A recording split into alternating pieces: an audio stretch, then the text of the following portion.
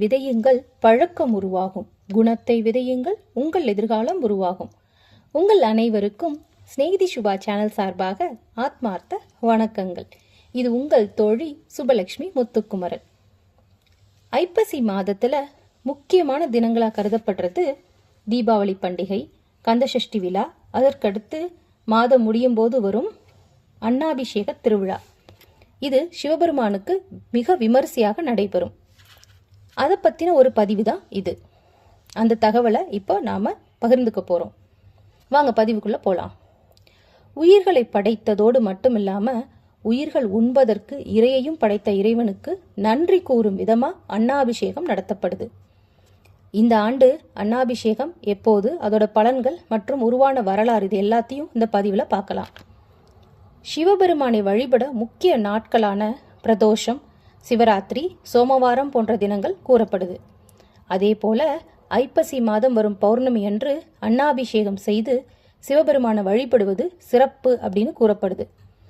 சோறு கண்ட இடம் சொர்க்கம்னு சொல்லுவாங்க. அப்படி ஒரு பழமொழி இருக்கு. இதை பலரும் சோம்பேறிகளுக்காக கூறுவது உண்டு.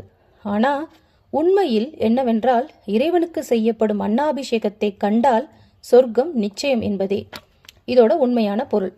மேலும் சிவபெருமானுக்கு அபிஷேகம் செய்த ஒவ்வொரு பருக்கையும் ஒரு சிவலிங்கத்திற்கு சமமாக கூறப்படுது.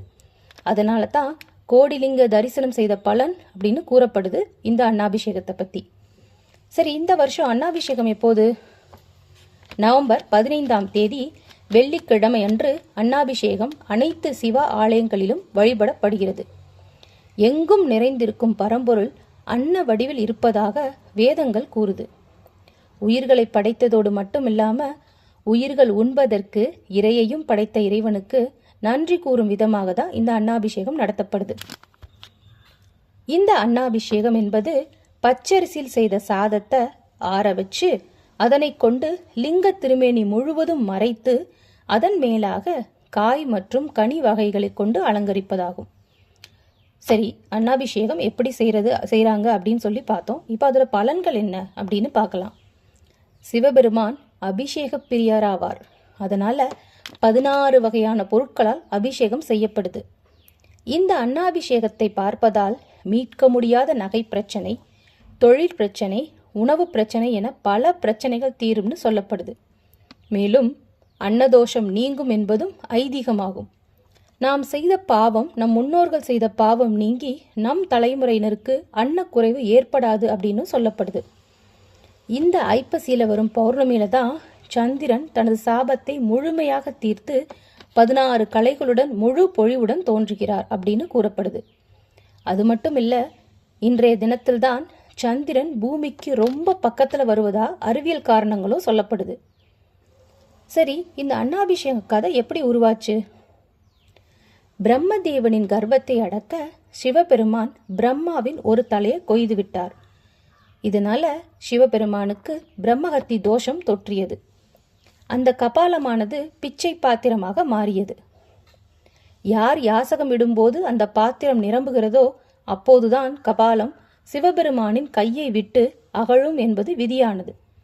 சிவபெருமானும் காசியை நோக்கி சென்றார். அங்கு அன்னபூரணி அன்னமிடுகிறார். அதனால் பாத்திரம் நிறைந்து கபாலமும் விலகியது.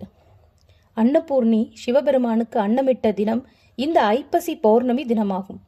அதனால தான் இந்த நாளில் அன்னாபிஷேகம் செய்யப்படுது. திங்கள் முடி சூடியவர்க்கு மதி முழுமையாக இருக்கும் நாளில் சிறப்பு வழிபாடுகளை செய்வதுதானே சிறப்பு.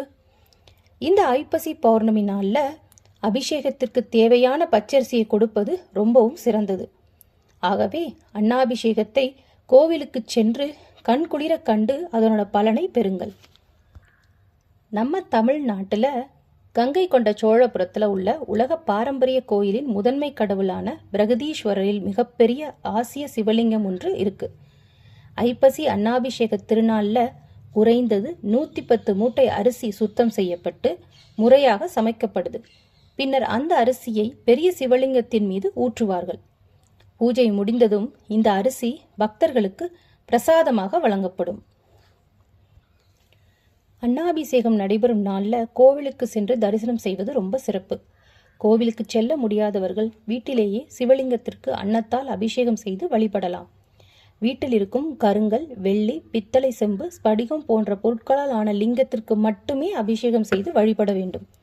மற்ற பொருட்களால் செய்யப்பட்ட சிவலிங்கத்திற்கு அபிஷேகம் செய்து வழிபடக்கூடாது. வீட்டில் இருக்கும் சிவலிங்கத்திற்கு சுத்தமான தண்ணீர், பால், தயிர், பன்னீர், விபூதி, சந்தனம், இளநீர் என எந்த பொருட்கள் உள்ளதோ அவற்றை கொண்டு அபிஷேகம் செய்த பின்னரே அன்னத்தால் அபிஷேகம் செய்ய வேண்டும். சரி, அப்படி அபிஷேகம் செய்யணும்னா எந்த நேரம் அப்படின்னா 3 நேரம் கொடுக்கப்படுது. காலையில் 6 மணிலிருந்து 10:20 வரை, பகலில் 12:10 1:10 வரை, மாலை 4:35 முதல் 6 மணி வரை அபிஷேகம் செய்து வழிபடலாம். வீட்டில் இருக்கும் சிவலிங்கத்தை ஒரு தட்டு அல்லது வாழை இலையில் வைக்கணும். லிங்கத்தின் அளவிற்கு ஏற்றாற்போல் பச்சரிசியால் சாதம் வடித்து ஆற வைத்து பிறகு லிங்கத்தின் திருமேனியின் மீது முழுவதுமாக அன்னத்தால் போர்த்த வேண்டும். மேலிருந்து கீழாக அன்னத்தை சிவலிங்கத்தின் அனைத்து பகுதிகளும் மூழ்கும்படி போர்த்த வேண்டும். பிறகு மீதம் இருக்கும் அன்னத்தை கைகளால் எடுத்து லிங்கத்தின் மீது போட்டு அபிஷேகம் செய்ய வேண்டும். அதோடு காய்கறி, பழங்கள், இனிப்பு வகைகள் என எந்த உணவுப் பொருளாக இருந்தாலும் அதை சிவனுக்கு நெய்வேத்தியமாக வைத்து வழிபடலாம். சிவனுக்கு அபிஷேகம் பண்ணும்போது என்ன மந்திரம் சொல்லணும்? சிவலிங்கத்திற்கு அன்னாபிஷேகம் செய்த பிறகு அன்றைய தினம் சிவ புராணம் படிப்பது சிறப்பு. மற்ற நாட்களில் சிவபுராணம் படிப்பதை விட அன்னாபிஷேகம் செய்த நேரத்தில் சிவபுராணம் படிப்பது பல மடங்கு அதிக நற்பலன்களை தரும். அதே போல சிவனின் அஷ்டோத்திரம், லிங்க அஷ்டோத்திரம் சொல்லி வழிபடலாம். எதுவும் முடியாதவர்கள் ஓம் நமசிவாய என்னும் பஞ்சாட்சர மந்திரத்தை 108 முறை சொல்லி வழிபடுவது சிறப்பு. சிவனுக்குரிய மந்திரங்களை சொல்லி வீட்டில் செய்திருக்கும் இந்த அன்னத்தில் எழுந்தருளி அருள் செய்ய வேண்டும் என சிவபெருமானிடம் மனதார வழிபட வேண்டும். கடவுளை எந்த முறையில் வழிபட்டாலும் கடவுள் ஏற்றுப்பார். கோயிலுக்கு போயோ வீட்டில் அபிஷேகம் செய்தோ இல்லை அதுவும் பண்ண முடியாதவங்க கோயிலுக்கு பச்சரிசியோ காய்கறியோ வாங்கி கொடுத்து நம்ம வழிபாட்டை செலுத்தலாம். ஒரு நிமிஷம் கோயில் வாசல்லையோ இல்லை வீட்டிலேயே கூட மனசை ஒருமுகப்படுத்திட்டு ஓம் நம சிவாய இல்லை கடவுளே எங்களுக்கு என்றைக்கும் அன்னம் குறையாமல் இருக்கணும் அப்படின்னு சொல்லி வேண்டிக்கிட்டாலே நமக்கு வேறிய வேண்டுதல் கண்டிப்பாக நிறைவேறும். உங்களுக்கு சிவபெருமான் எப்போவுமே உங்கள் வீட்டில் அன்னத்தை நிறைச்சி வைக்கணும் அப்படின்னு சொல்லி நாங்கள் வாழ்த்துறோம். இந்த பதிவு உங்களுக்கு பிடிச்சிருந்தா நீங்கள் லைக் பண்ணுங்கள், ஷேர் பண்ணுங்கள், மறக்காமல் ஸ்நேகிதி சுபா சேனலை சப்ஸ்கிரைப் பண்ணுங்கள். இத்துடன் உங்களிடமிருந்து விடைபெறுவது உங்கள் தோழி சுபலட்சுமி முத்துக்குமரன். வாழ்க வளமுடன். ஆத்ம நமஸ்தே. ஹரே கிருஷ்ணா. வெற்றியுமதி.